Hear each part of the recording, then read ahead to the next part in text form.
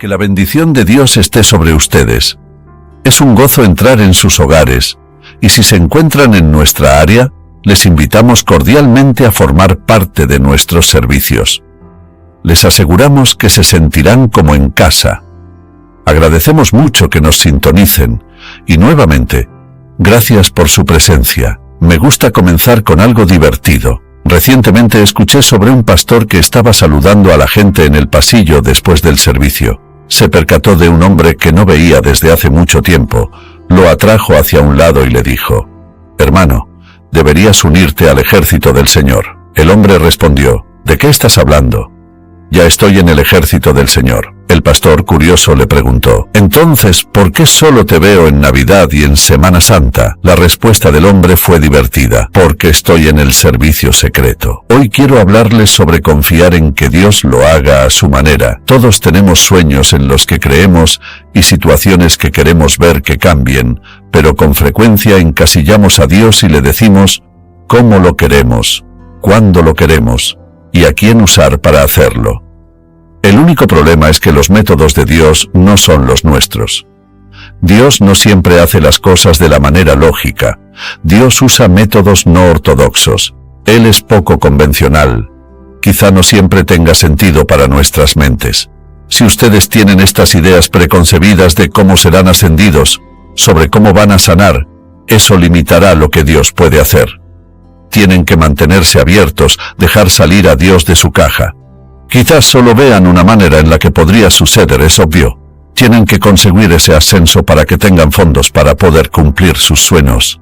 Han trabajado en esa empresa 20 años, lo merecen, pero por alguna razón fueron ignorados.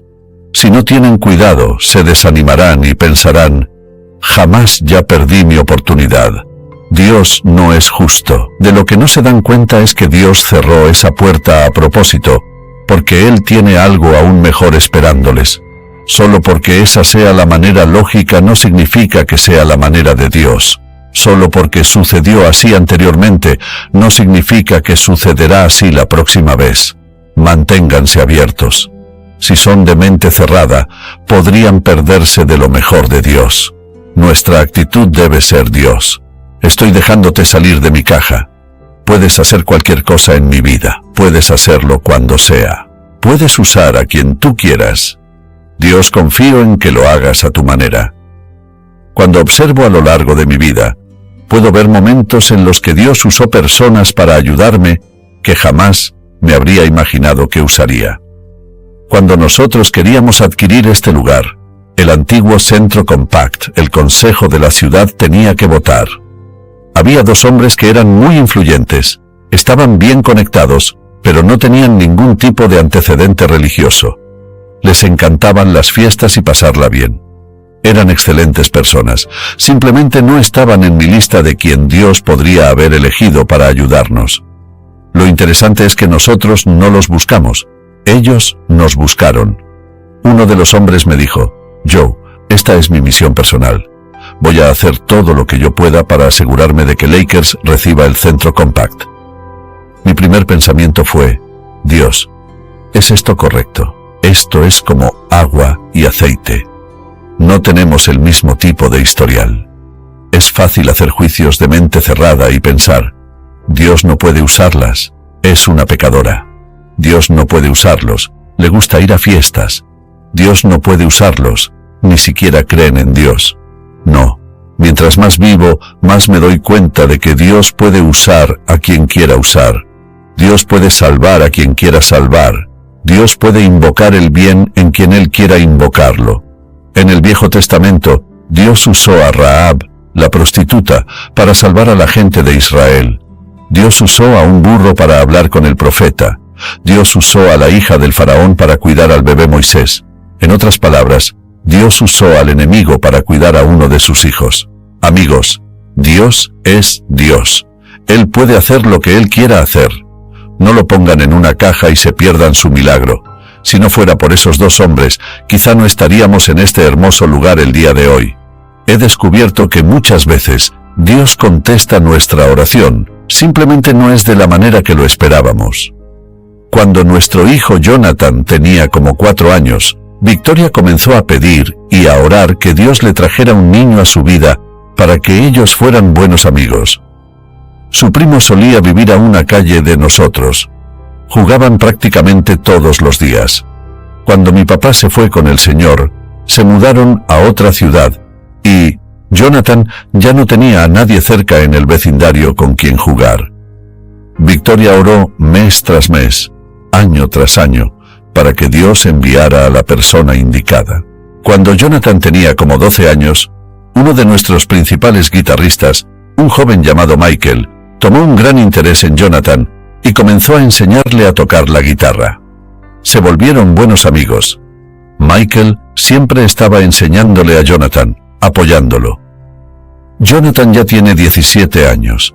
Hace unos años Victoria dijo: «Yo ahora me doy cuenta de que Dios sí contestó mi oración, solo que no la contestó como yo esperaba. Le oré a Dios que enviara a alguien a la vida de Jonathan. Pensé que sería un niño pequeño, pero en vez de eso, Dios envió a un hombre joven. Mi punto es, tienen que permanecer abiertos a cómo Dios contesta a sus oraciones. Quizá no sea de la manera que lo planearon, quizá Dios no use a las personas que estaban esperando, quizá no suceda en el tiempo que esperaban, pero de eso es de lo que se trata la fe. Dios, confío en ti. Tú sabes lo que es mejor para mí, tú sabes qué necesito, sabes cuándo lo necesito, y tú sabes a quién necesito». Y algunos de ustedes hoy están un poco desanimados porque las cosas no se han dado como lo habían planeado, pero tienen que dar otro vistazo. Quizá Dios ha contestado sus oraciones, solo que no de la manera que esperaban. O quizá lo que están pidiendo no era lo mejor de Dios, y Dios les ama demasiado para contestar esa oración.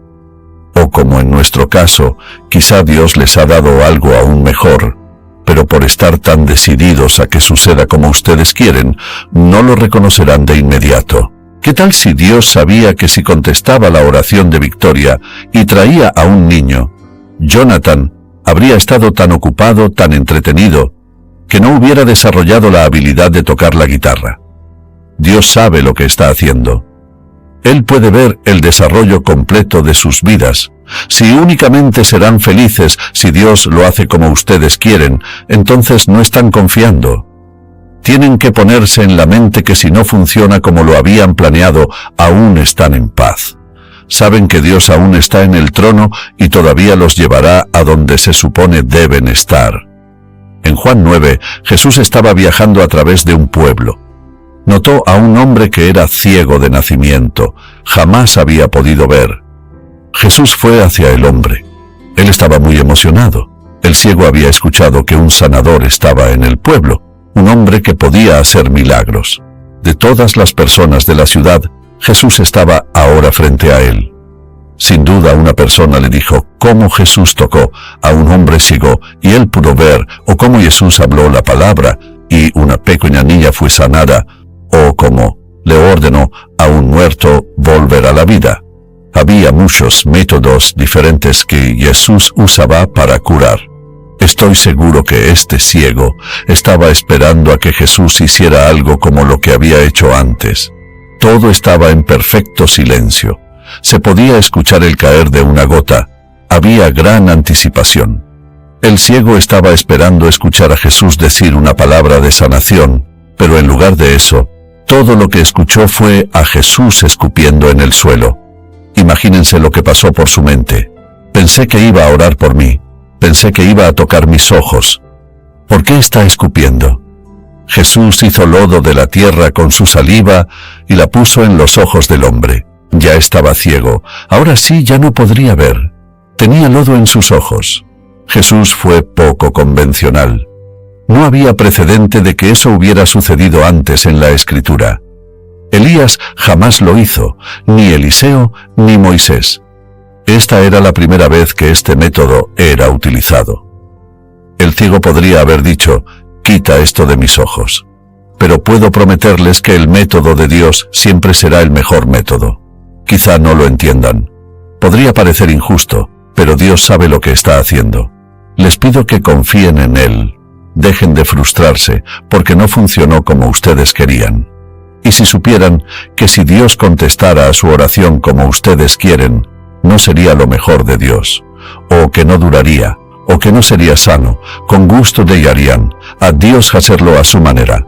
Algunos de ustedes disfrutarían mucho más de la vida si, como Lisa, pusieran sus sueños sobre el altar y dijeran: Dios, estoy cansado de estar luchando, cansado de estar intentando hacer que suceda mi manera de vivir frustrado. Dios, confío en ti, sabiendo que en el momento indicado tu plan para mi vida sí sucederá. Lo dice en Salmo: deleítense en el Señor, y Dios les saciará los deseos de su corazón. Cuando confían en que Dios lo haga a su manera, hay tranquilidad. No estarán luchando, peleando, decepcionados, estarán en paz. Saben que el método de Dios es el mejor método, así que se pueden relajar y disfrutar de la vida mientras Dios está en el proceso de hacer que esas promesas se cumplan. En 2 Reyes 5 hay una historia de un hombre llamado Naamán. Era un capitán en el ejército sirio, muy influyente, pero tenía lepra. Un día, una joven que trabajaba para él, una criada en su hogar, dijo: Naamán, si viajas hasta Israel y ves al profeta Eliseo, él orará por ti, y sé que serás sanado. Tomó su consejo y viajó una gran distancia hasta Israel. Llegó a la casa de Eliseo. Pero cuando llegó ahí, Eliseo ni siquiera se levantó para ir a la puerta a recibirlo. Eliseo envió a su asistente y dijo: Ve a decirle a Naamán que si va a bañarse en el río Jordán 7 veces, será sanado de su lepra. Pues Naamán se sintió ofendido. Había viajado desde lejos hasta ahí. Era un hombre militar importante, y Eliseo no tuvo ni la cortesía de ir a la puerta a hablar con él. Además, no quería bañarse en el río Jordán. Era un río sucio. Naamán tenía su propio plan. Él dijo en el verso 11: Yo decía: para mí saldrá él luego, alzará su mano sobre mí, y entonces sanará mi lepra. 2 palabras que casi lo alejaron de su milagro. Yo decía. Tenía una idea preconcebida de cómo sucedería. La mujer joven dijo: Naamán, si él te hubiera pedido que hicieras algo difícil, lo habrías hecho. ¿Por qué no haces esto tan sencillo? Ella lo convenció de hacerlo. Él fue y se bañó en el río Jordán. Al salir de ahí la 7ª vez, su piel ya estaba limpia. Yo me pregunto, ¿cuántos de nosotros nos perdemos de lo mejor de Dios porque creímos que sucedería de otra manera? Creí que daría a luz a mis hijos, no adoptarlos. Creí que sanaría sin el tratamiento. Creí que recibiría ese ascenso. Así sería bendecido. Manténganse abiertos y dejen que Dios lo haga. Cuando Victoria y yo nos casamos, vivíamos en una casita. Era un lugar muy bonito. La compramos a muy buen precio y nos sentíamos bendecidos. Unos años después, tuvimos el deseo de comprar una casa. Pusimos la vivienda a la venta. Se vendió rápidamente. 2 palabras que casi lo alejaron de su milagro. Yo decía. Tenía una idea preconcebida de cómo sucedería. La mujer joven dijo: Naamán, si él te hubiera pedido que hicieras algo difícil, lo habrías hecho. ¿Por qué no haces esto tan sencillo? Ella lo convenció de hacerlo. Él fue y se bañó en el río Jordán. Al salir de ahí la 7ª vez, su piel ya estaba limpia. Yo me pregunto, ¿cuántos de nosotros nos perdemos de lo mejor de Dios porque creímos que sucedería de otra manera? Creí que daría a luz a mis hijos, no adoptarlos. Creí que sanaría sin el tratamiento. Creí que recibiría ese ascenso. Así sería bendecido. Manténganse abiertos y dejen que Dios lo haga. Cuando Victoria y yo nos casamos, vivíamos en una casita. Era un lugar muy bonito. La compramos a muy buen precio y nos sentíamos bendecidos. Unos años después, tuvimos el deseo de comprar una casa. Pusimos la vivienda a la venta. Se vendió rápidamente. Victoria me miró y dijo: Joe, esta es la casa para nosotros. Comprémosla, arreglémosla y vivamos en ella. No parecía lógico. Recién habíamos salido de una hermosa vivienda. Esto sería justo lo opuesto, no un paso adelante, parecía un paso atrás. Pero los métodos de Dios no son nuestros métodos. Pudimos tener la mente cerrada y pensar ni siquiera consideraremos esta posilga. Después de todo, Victoria viene de una familia de gente bien. Tienen una tienda de joyería fina. Cuando Victoria la quería, supe que fue una señal del Dios Todopoderoso. Además, me ahorró mucho dinero. Compramos la casa, la arreglamos, vivimos en ella. 6 meses después, un hombre tocó en nuestra puerta, sin invitación, un constructor. Él dijo: «Me gustaría comprar esta propiedad y construir 2 casas en ella». Le dije: «Lo siento, esta propiedad no está a la venta». Me dijo: «Te preguntaré, ¿cuánto pagaste por ella?». Le dije: «¿Cuánto habíamos pagado?». Me dijo: «¿Qué te parece si te pago el doble?». Contesté, como le dije, nos encantaría venderla. Vendimos de esa casa vieja y maltratada y nos conseguimos una casa nueva en esa misma propiedad. Amigos, Dios sabe lo que está haciendo. Confíen en Él. Déjenlo hacerlo a su manera. Quizá no lo entiendan en ese momento, quizá no tenga sentido, pero un día verán lo que Dios estaba haciendo. Su plan será mejor que el de ustedes. Cuando yo observo mi vida, igual que Naamán, tengo muchos, yo pensé. Pensé que compraríamos una casa nueva, no una vieja y maltratada. Pensé que estaría detrás de las cámaras toda mi vida, no al frente de la gente. Pensé que construiría un nuevo santuario cuando necesitábamos más espacio, no que nos cambiaríamos al centro compact donde jugaban los Rockets. El común denominador de todos mis yo pensé es que el plan de Dios fue mucho mejor que mi plan. Lo que Dios tenía en mente era mucho más grande, más gratificante que cualquier cosa que hubiera soñado. Les pido que confíen en Él. Nuestra actitud debe ser: Dios, yo estoy abierto. Haz lo que tú quieras, cuando tú quieras, usa a quien tú quieras. No necesito que sea mi manera. Dios, sé que tu plan es el mejor plan. Si se mantienen abiertos y dejan que Dios lo haga a su manera, Dios les abrirá puertas que nadie podrá cerrar. El favor divino los impulsará hacia adelante en los años venideros. Contemplarán el cumplimiento de promesas y la realización de sueños. Creo y afirmo que superarán cada obstáculo, vencerán a todos sus enemigos y se convertirán en todo lo que Dios los creó para ser. ¿Pueden decir amén a eso hoy? Antes de concluir nuestra transmisión, queremos brindarles la oportunidad de hacer de Jesús el Señor de sus vidas. ¿Podrían unirse a mí en oración? Simplemente digan: Señor Jesús, me arrepiento de mis pecados. Ven a mi corazón, límpiame de mis faltas. Te elijo como mi Señor y Salvador.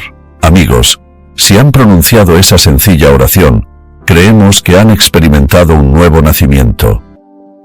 Ahora, esta noche, quiero hablar sobre las tentaciones de Jesús. Quiero que vayan conmigo al 4º capítulo del libro de Mateo. Y comenzaremos con el primer verso.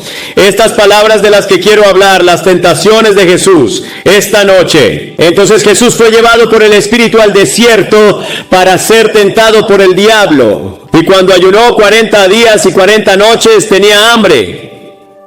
Y cuando el tentador vino a él, le dijo: ya que tú eres el Hijo de Dios, manda que estas piedras se conviertan en pan. Pero Jesús respondió y dijo: está escrito que hombre no vivirá solo de pan, sino de toda palabra que sale de la boca de Dios. Entonces el diablo lo llevó a la santa ciudad y lo puso sobre el pináculo del templo y le dijo: ya que tú eres el Hijo de Dios, tírate abajo, porque está escrito que Él mandará a sus ángeles acerca de ti, y en sus manos te llevarán para que tu pie no tropiece sobre piedra. Jesús le dijo: está escrito, no tentarás al Señor tu Dios. Entonces el diablo lo subió a un monte muy alto y le mostró todos los reinos del mundo y la gloria de ellos. Y le dijo: todas estas cosas te daré si te postras y me adoras. Entonces le dijo Jesús: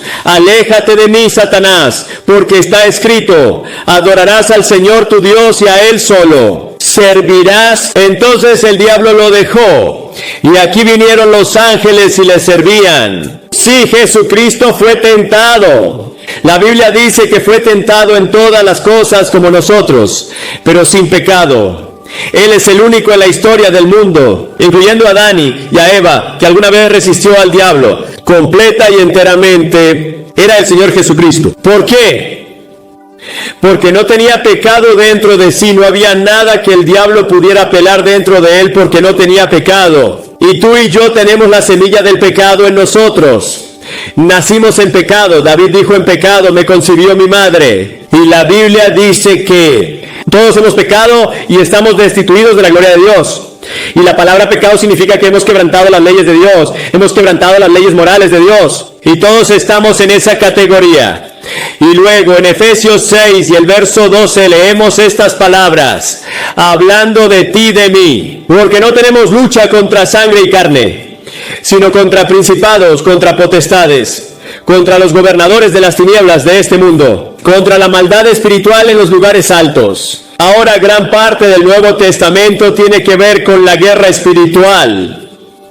Y nadie está exento de este conflicto. Dios no tiene lugar para un pacifismo espiritual, porque la Biblia enseña que la vida cristiana no es un patio de recreo religioso. No es un campo deportivo la palabra contra que se destaca 5 veces en Efesios capítulo 6. Dice que no es una lucha contra sangre y carne, sino contra 4 cosas: principados, potestades, gobernadores del mundo, huestes espirituales de maldad. Hay unas huestes espirituales, hay un diablo, hay un demonio.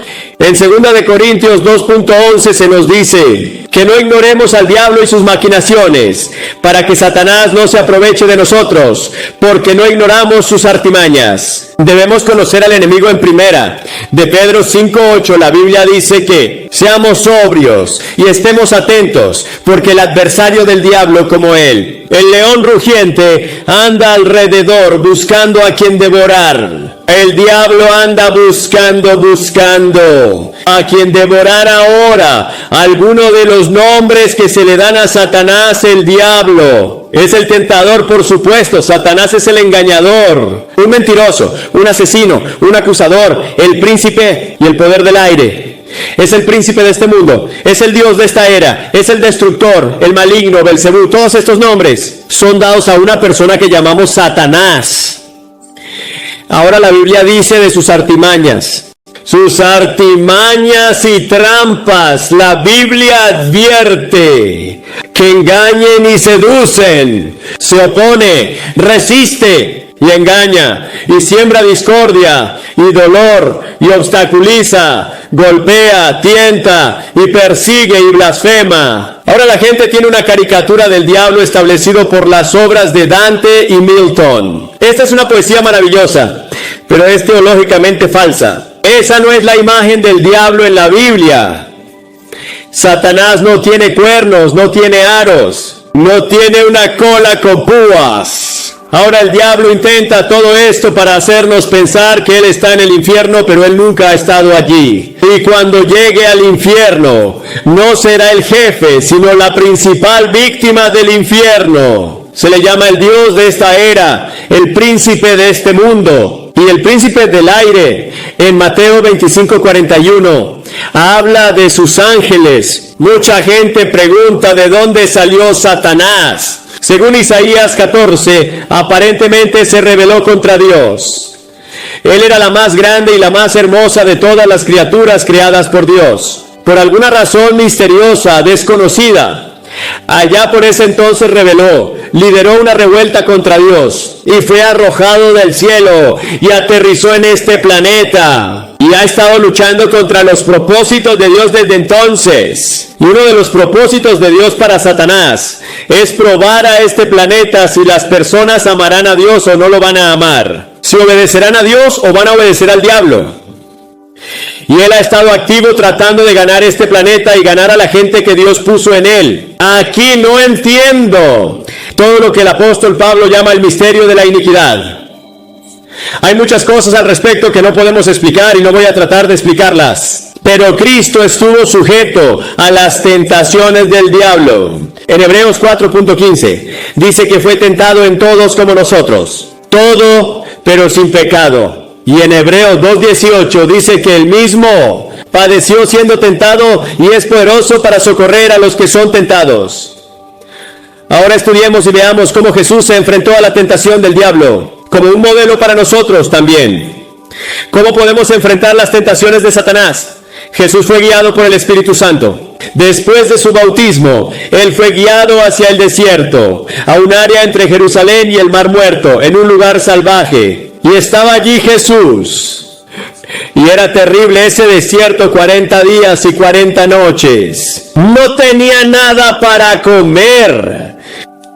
Jesús estaba orando y era obediente a la voluntad de Dios. Y estaba lleno del Espíritu Santo. Y pasaba un tiempo en oración. Tenía un conocimiento total de las Escrituras. En ese momento, cuando estaba hambriento y cansado del sol, del calor y de todo el desierto, vino el tentador. No tenía compañero humano. Jesús estaba solo en ese desierto. No podía compartirlo con otros sus conflictos. Tú puedes marchar hombro a hombro con la persona en todas las cosas, pero cuando llega la tentación tendrás que enfrentarla tú solo. Hay 3 tentaciones y el diablo siempre usa las mismas 3 tentaciones. Las usó con Jesús, las usó con Adán y Eva en el jardín del Edén y las usará contigo. La misma forma, de la misma manera, nunca varían, son las mismas cosas. Primero en la lujuria de la carne, segundo en la lujuria de y tercero en la vanagloria de la vida. Ahora la primera vez que vino a Jesús para tentarlo, lo tentó a convertir las piedras en pan. Apeló a su apetito físico. Esta era la lujuria de la carne. Ahora Jesús tenía hambre al cabo de 40 días. Y el diablo sabe cuándo venir, llegará el momento oportuno para esta tentación. Y las cosas más fuertes, los instintos más fuertes es el hambre y la sed para un ser humano. Y muchas personas se desharán de todos sus refinamientos de civilización. Como las madres de Sumeria en el Antiguo Testamento devoraron, se comieron a sus propios hijos cuando tenían hambre. El diablo señala las piedras redondas y dice: si eres el Hijo de Dios o como eres el Hijo de Dios, reconoció que Él era el Hijo de Dios. Por eso la palabra aquí se debería traducir: ya que como eres el Hijo de Dios, ordena que esas piernas se conviertan en pan. Ahora, la sola mención del pan debe haber hecho saltar de deseo el cuerpo hambriente de Jesús. Jesús estaba en la perfecta voluntad de Dios. Iba según el plan de Dios y el propósito de Dios. Ningún accidente le podía pasar. Iba de camino a la cruz para morir por la salvación del mundo, para morir y resucitar. Este era el plan perfecto de Dios y la voluntad perfecta de Dios.